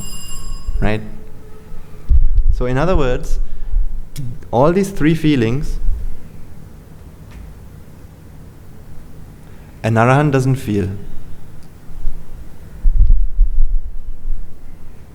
So an Arahant does not feel fear or dukkha. He doesn't feel this, oh, I'm in a problem and I need to maintain. He doesn't have to do this sankhara dukkha. In other words, the things we need to do to get what we want, right? Whenever there's something that we want, we have to do this sankhara dukkha. For example, you see a nice t-shirt in the shop. Now you want it. So then what do we have to do? Now you have to go and earn the money to buy that. So all the activity we have to do to get what we want is sankhara dukkha. Or in another way, sankhara dukkha could also be something like this. Now you have something that you like, and now you must make sure that nobody takes it from you. For example, you bought a nice car, and now you see children are walking with some kind of ball, and they're playing. they're playing on the road, and your car is is in front of your house, and you see the children playing. Now what do you feel? Worry. And then what do you have to do? You have to shout, hey, don't play there. This is not the right place to play. So this is also sankhara dukkha, right? You need to maintain the children not to harm your car. Or for example, when people go into a relationship, they see, oh, my partner is texting with another boy or with another woman. Let's check what is it. Is it something dangerous? This is also sankhara dukkha, right? Because we are afraid of something, of losing something that we value. Then to make sure it doesn't happen, sankhara dukkha happens. Sometimes this sankhara dukkha can be unmeritorious, sometimes it is meritorious. It can be both, right? And then this viparinama dukkha is also not there, which is basically also maintaining and fear of losing.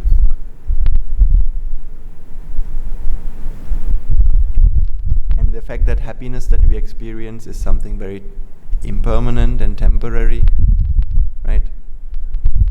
So we could say this on a very superficial level, this viparinama dukkha is nothing else than the fact that happiness that we experience is very impermanent and it's just a release of vexation. So this is not something this is not a suffering that you feel, but it's something you can realize. I mean, whenever you feel happiness, it feels good. But the fact that this is only a release of vexation is something that makes it so valueless. It makes it so useless. Because there's no essence in it anymore, right? That's why I'll give you another definition for ignorance.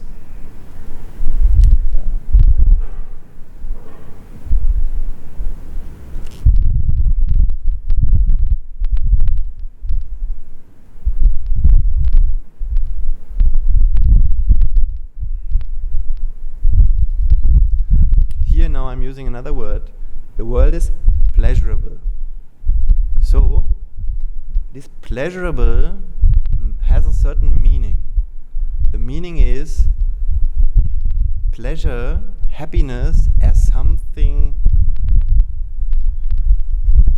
real. So there are things which have happiness, right? This is what I always used to say in the other sermons. Things have happiness. That is the idea here.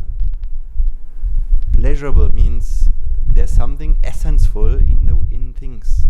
Essential means it's valuable to go after that because it has something. Once you get it, it will satisfy you. That's the idea of pleasurable. But when you understand that pleasure is only a release of vexation, you will understand that pleasure, not even pleasure, is pleasurable. Try to make sense of that. Not even pleasure is pleasurable.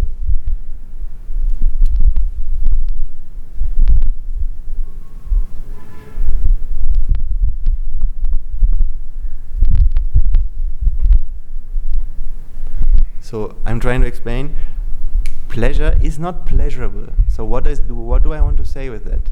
It means, of course, pleasure feels good, right? The happiness you experience in your life when you eat something, when you watch a movie and you like it, or when somebody gives you a present, these things feels good. But there's no essence in that. It's a bit like this. In Germany we have a special sweet. It's called Berliner. It's essentially like a piece of dough, sweet dough, very sweet, made out of flour, and it has sugar on top, sugar all around. So inside, in the middle, there's usually jam, strawberry jam.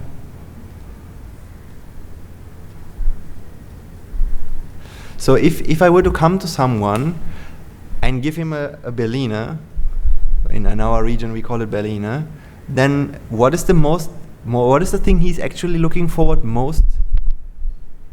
Yes, it's nice to eat the shell, right? It's nice to eat the sugar, it's nice to eat the flour, but what's the best thing? The jam inside. So now I give it to someone and tell him, look, this is a Berliner. So what does he expect?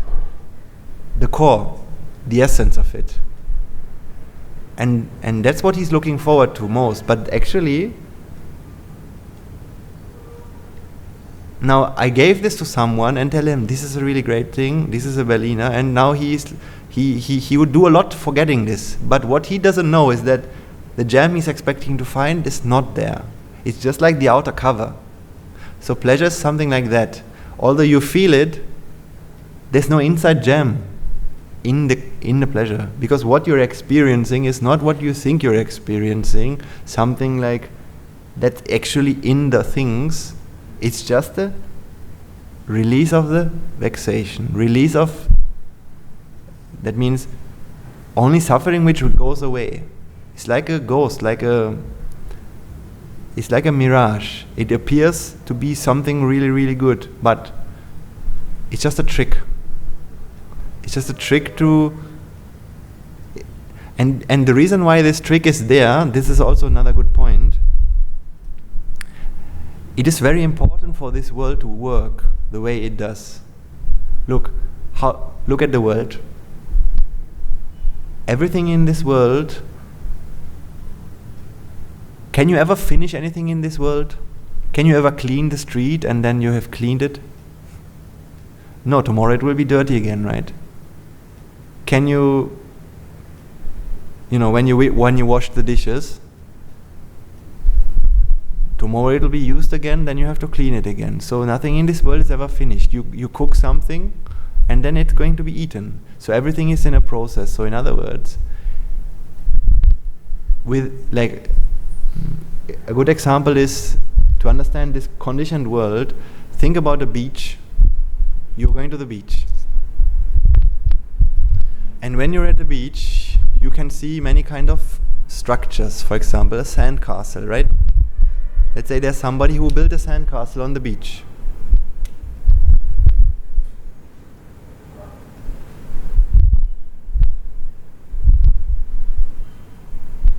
Is that something that you have to maintain, or once you build it, you're done?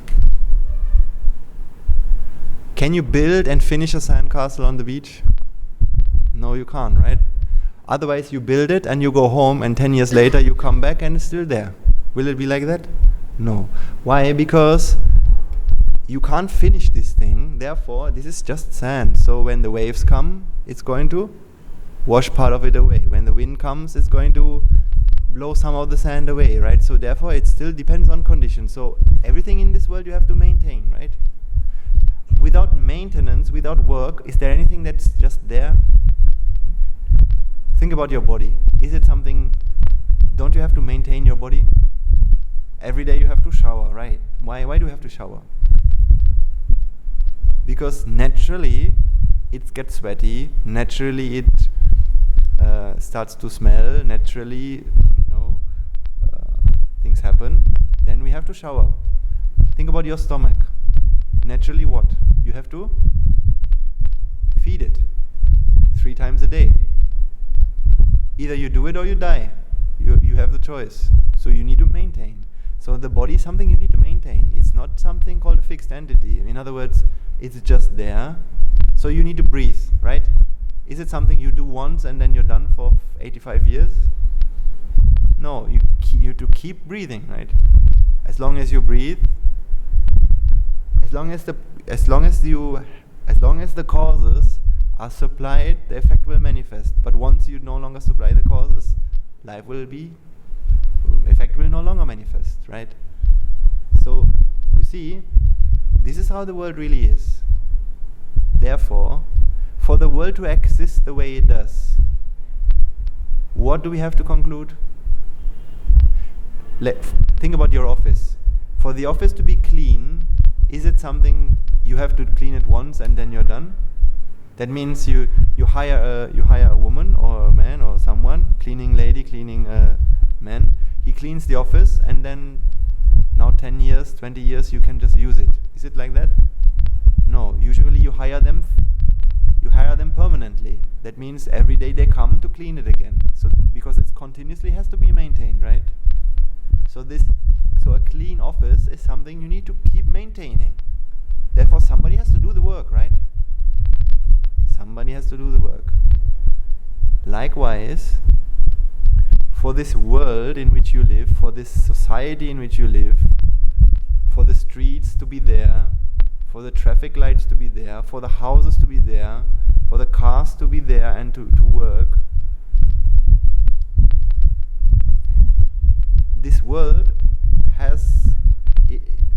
for this world to exist, one thing has to be there, which is, it should never be possible to achieve happiness. Right? For example, in Germany they always say, the economy should grow. The economy should grow. We should produce more. We should produce more. And people are always told that all these things you are consuming for your happiness. But the thing is, if there would be something, let's say there's one product in the supermarket which can actually give you happiness, what would that person do? What would you do if you find happiness? Would you still go to the supermarket and buy something? You don't have any motivation to do anything anymore, right? Once you find happiness, you wouldn't have to do all these things anymore. So then you're done. So if there would be happiness in anything in this world, then actually we as a consumer, we would no longer be the ones maintaining this world. Once you find happiness, you would no longer have to work so hard and earn so much money to keep the system and the society and all these things alive. But as long as you still have this, so that's why it's so important for this world that happiness is only an illusion. If happiness would be something real that you can find, then this world would not exist in this way, because it needs the mind. So this samsara works only given the fact that happiness is not real. If it were real, we would all have already long finished. We would say, okay, happiness, we achieved it, now let's stop building sandcastle, let's stop having, let's say, imagine in the past we had families, and if these families and children and all these things would have given us happiness, would we be here in this moment to do something like this again? We wouldn't do it. But this system works perfectly because it's not possible, and because we think that we can still do it. So as long as we think we can trick the system by achieving something from this system that the system promises us but we don't find, we will keep working on it. The Buddha is someone who actually just realized this system is tricked. This is a false promise. There's no point in doing that because it doesn't work. It doesn't give what it promises, and therefore he stopped trying. Right? It's like this.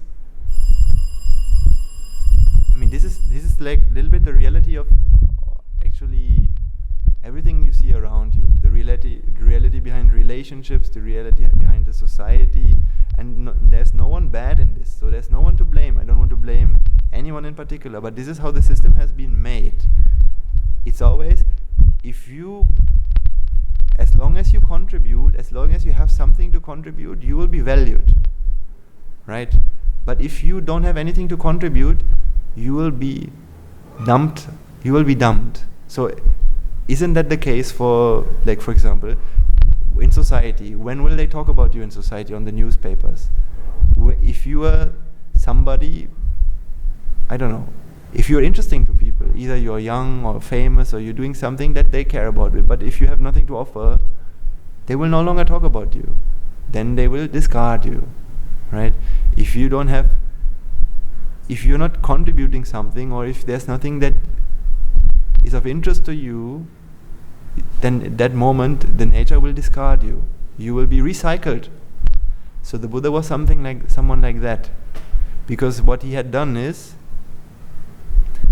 the moment he realized that there's nothing valuable, he realized that what use is there of me of playing this game?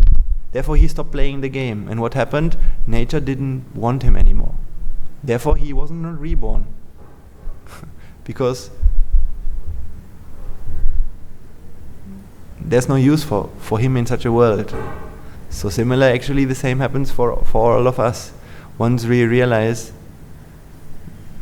that we are already nature, once we realize that what we feel as an identity is not exactly that, when we feel there's no happiness in there, we stop trying to look for happiness. And then,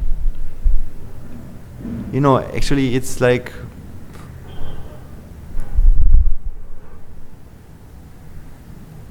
nature has no more use for us. So the energy that we have been given will be reused for something else. Something like that. Or these are very deep concepts, so you're just scratching the surface, but you get an idea. I mean,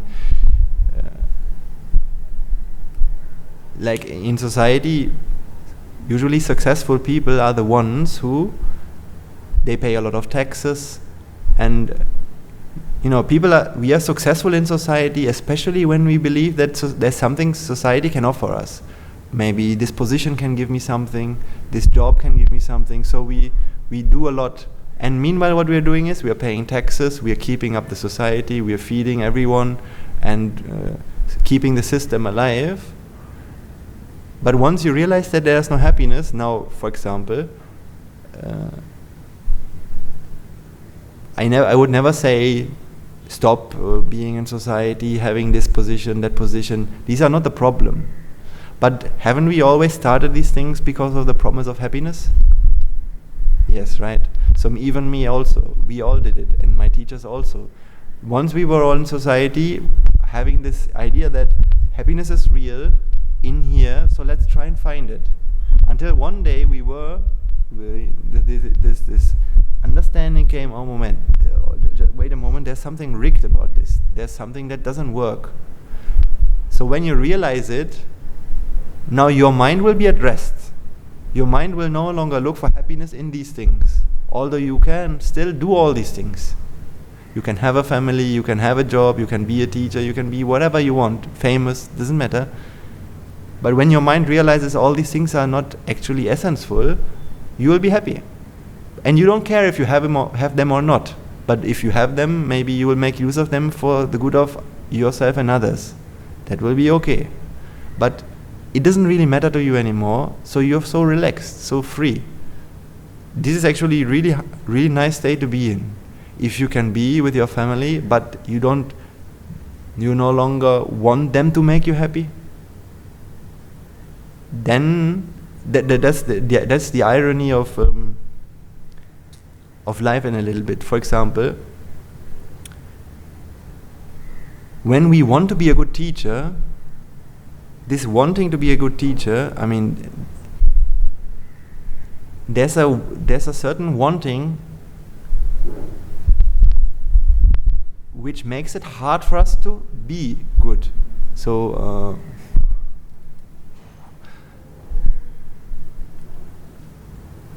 for example, I can give you this example. If I want to be a good preacher, now that means I want to do a good sermon, and I want people to listen to me, and these are all the things I want. Because of this wanting, the preaching will be not possible. Preaching will not be good. If I want to be a good teacher, I want my students always to listen to me. I want them I want them to learn something. So this wanting my students to learn something, as a teacher in school, for example, is actually the biggest hindrance to being a good teacher. A good teacher can be only a good teacher if he doesn't want to be a good teacher in the sense of creating an identity out of this, of finding happiness through this. Right? The Buddha was able to be a good teacher because he didn't want to achieve happiness through doing that. So for him, whether he was teaching or not doesn't matter to him. Right? So even he couldn't teach, he wouldn't be suffering, because that's not something that he made as an identity to himself. It's a little bit like that. It's a bit counterintuitive, because we always try, I want to be the best teacher, so therefore I'm trying hard and making sure my students always listen and I always teach it in the best way. But then we suffer so much, and actually our teaching ability is very limited. But once you get rid of this identity or this attachment, then everything is the same for you. Then you do it just because of duty, because for that person only. Then there will be, then the skill will be so relaxed, you'll be so good in that. That's by giving up or by letting go from this identity.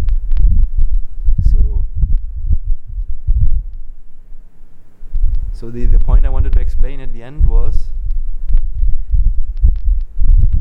it is very important for this world that happiness is only an illusion, so that when the mind believes it, it can continuously work and work without ever finishing, so that this world can exist. Because if happiness would be real, then in that moment we would stop maintaining this world, right? Then there would be no motivation to feed this, keep this system alive. Imagine everyone becomes an arahant. What would happen? This world would basically stop existing. Because do we need roads then? No. Do we need hospitals then? No.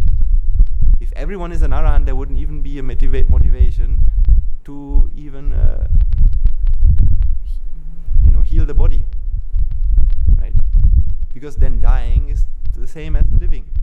Because we are all nature, we are not a person. Therefore, why continuing this, maintaining these things? But even in the Buddhist time, even if there's an arahant, he would still, it is still good to keep life from happening. If there's somebody who is not an arahant, then it is important to live. Then dying is not good, right? That's why life is very precious for us, because we are not an arahant. And even if we are an arahant, then there are others who are not an arahant, so we have to help them. So therefore we should never accept carelessly accepting death. This is really not good at all. Even if we become an arahant one day, then it's not good to just say, okay, if I die tomorrow, who cares? Because I have achieved my arahanthood and others haven't. No, then still we have to help. But if everyone would be an arahant, then what's the point of all these things? And this system, this world wouldn't exist in this way. But this will never happen, of course, because this is how the world works. But for us, we have the choice. Do we want to suffer, or do we want to find our salvation? In other words, do we want to find happiness, and do we want to realize the truth about life? And then we can find happiness, and then for this life we will maintain our duties and responsibilities that we have been given. But if we are giving a choice, do we want to do this again? Then the Buddha said no. Why doing it again? What a useless thing it is. Doing it this again, because it's just suffering without any gain. So whatever he could do for others, he did, and then that's it. He knew that he couldn't do more than that. Okay, so now I hope you could understand today. There are certain feelings that we feel that arahants don't feel. Basically, these mind-made feelings. These are things we feel, but they don't come from the outside world. These are creations of the mind, because beauty is a creation of the mind and suffering is a creation of the mind. Therefore, because suffering is a creation of our mind, we can become an arahant. We can free us from suffering, because it doesn't come from the outside world. All these things are just events. So once we can get our head around this fact, happiness can be achieved, and all these problems that we have can be overcome. All we need to do is gain merits and learn to understand what's going on. Understanding is all we need. Wisdom is all we need, and then things will be Very easy, right? Okay, so let's finish then. And transfer the merits.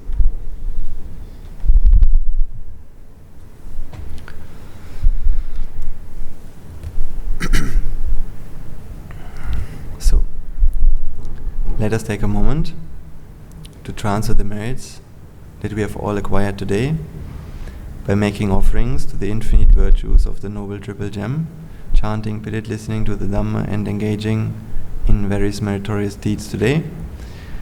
First and foremost, let us transfer these merits to all the bhikkhus and bhikkhunis, upasakas and upasikas from around the world who have made great efforts to keep the teaching of the Buddha alive and pass it down to the noble lineage in the form of the Tripitaka, which is thankfully available to us today to study, understand, and comprehend the Dhamma. Let's also transfer these merits to all members of the Mahasangha present throughout the world, including the chief prelates of all of the chapters who have dedicated their lives towards the noble path and committed themselves towards the betterment of all sentient beings. Let us not forget that among them are the monks and nuns resident in your local temples and nunneries who have always been by your side through thick and thin, come rain or shine. Let's also transfer these merits to Guru Swami Nohanse, as well as all the monks resident at the monastery, as well as the Anagarika and Anagarika attached to the monastery. Let's also transfer these merits and express our gratitude to all those who make great efforts to disseminate the teachings of the Buddha, be that by transliterating these sermons, sharing them out with others, or inviting others to join them.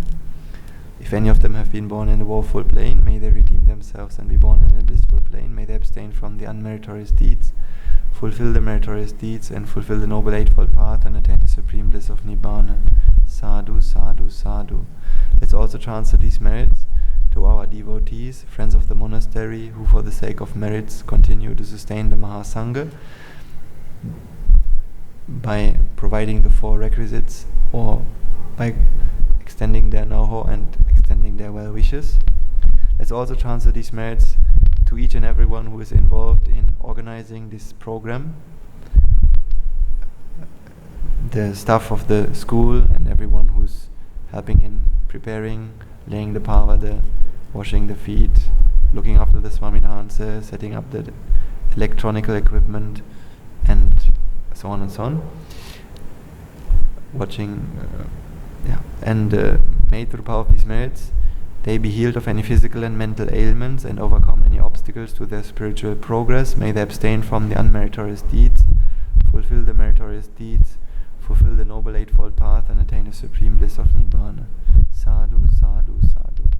Let's also transfer these merits to our mothers and fathers, husbands and wives, brothers and sisters, sons and daughters, grandparents, uncles, aunts, cousins, nephews and nieces, our elders, friends and acquaintances, employers and employees, and to all those who've helped us, supported us, assisted us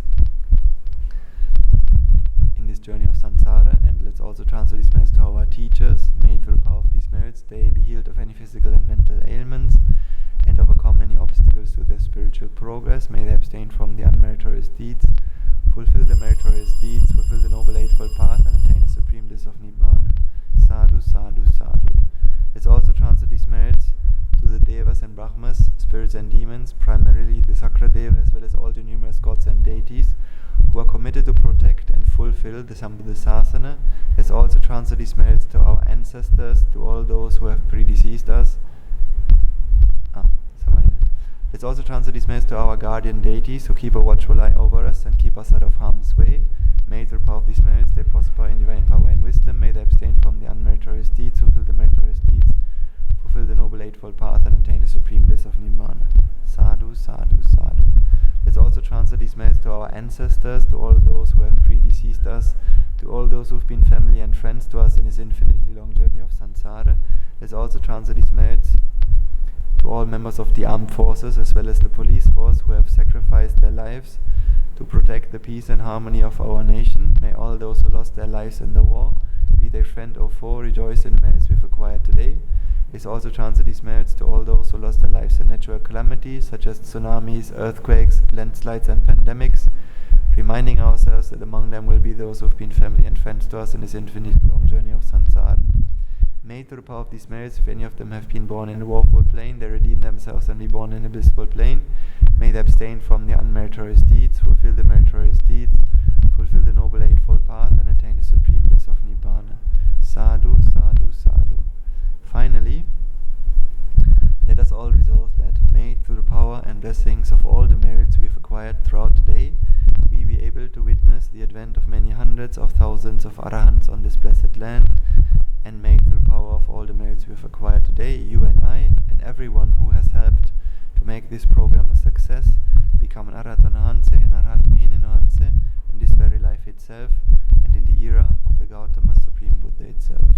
Sadhu, sadhu, sadhu. Now the Mahasangha will transfer the blessings to you. Raga ginin midetnva, dvesha ginin midetnva, moha ginin midetnva, Nibbāna parama sukhayin sukhita taravetnva. Nibbāna parama sukhayin sukhita taravetnva. Mamada siyalu loka siyalu satnvayo. Nibbāna parama sukhayin sukhita taravetnva. Nibbāna parama sukhayin sukhita taravetnva. Nibbāna parama sukhayin sukhita taravetnva. Raga gini niveva, dvesha gini niveva, moha gini niveva, nivan sapalabheva, nivan sapalabheva, nivan sapalabheva. Tunurvange Suisi Ananda Mahaguna Belen Siala Loka Siala Satyo Nibbāna Paramasukhin Sukhitaravetva. Sadhu, sadhu, sadhu.